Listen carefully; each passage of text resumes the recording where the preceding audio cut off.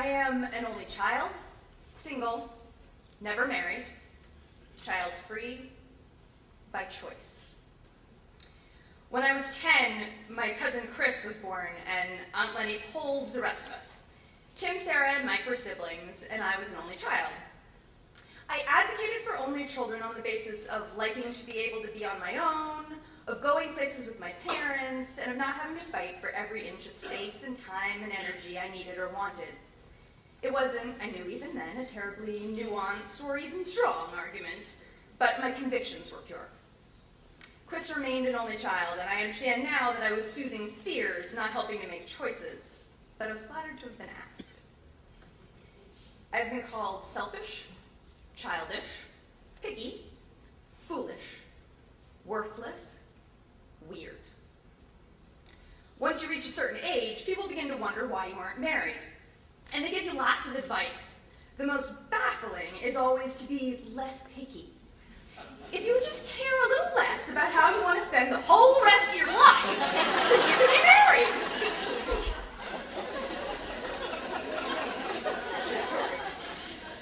I used to date a guy off and on for years, and he was never going to marry me, and for a while I was sad about that.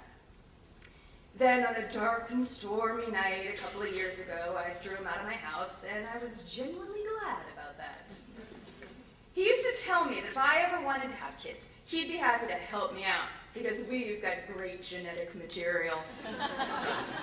He has kids with someone else now, and if the rumors I've heard are true, they've been a real eye-opener for him, and not in the way he'd hoped. I don't think genetic material is a good enough reason. I mean, what's so great about my genes that they need to be passed along? Things I do.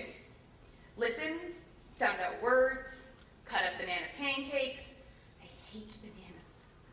Dress up like a mermaid, bake birthday cakes, attend concerts, plays, and award ceremonies, find Waldo, snuggle, leave the light on, love. Now, I don't want to have kids, actually. I don't hate kids. I hate having to say that because it sounds like I'm defending myself, and I kind of am. It'd be easier if I was just anti-kid, but I'm not. At my Auntie Blanche's 80th birthday party, she looked around the restaurant at all the strangers staring at our balloons and our cake and our flashing cameras. She leaned over to me and she said, "They don't have any idea that not one person at this table is related to me." Auntie Blanche isn't technically my aunt.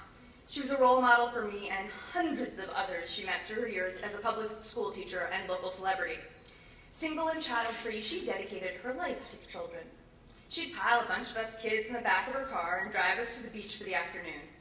Wearing a wrap skirt over her bathing suit and a white cloth sun visor, she stood up to her knees in the cold Atlantic Ocean so we could body surf until our lips turned blue. What I'm saying is, I learned at the feet of a master. I do not regret my choices, mourn my differences, love less, care less, misunderstand. What if I had kids of my own, and that meant I didn't have the kid-centric relationships I have now? No Kaylee who takes my dog for ice cream, no annual visits to Santaland with Rosa, no fascinating silent narratives at brunch with Felix. I don't find the mythical loss of kids I could have had terrifying. It's the idea of losing these kids, the ones I have now, that drops the bottom right out of my stomach. I am content, fulfilled, grateful. Many years ago, Mark and Carol Ann had a brief lapse in childcare, so Felix and I hung out in deepest Brooklyn one frigid January day. And after wrestling that damn stroller out of the door, I was determined to take as long a walk as we could possibly stand. Luckily, we wheeled by a coffee shop, and I decided to thwart frostbite by snagging a table with a view of the sidewalk. I set him free, but he was content to watch the world go by, and I watched with him. A few moments later, I felt his little hand on my thigh, so I looked down, and he looked up at me as if to say, "Isn't it nice sharing this moment together?" Yes. Yes, it is.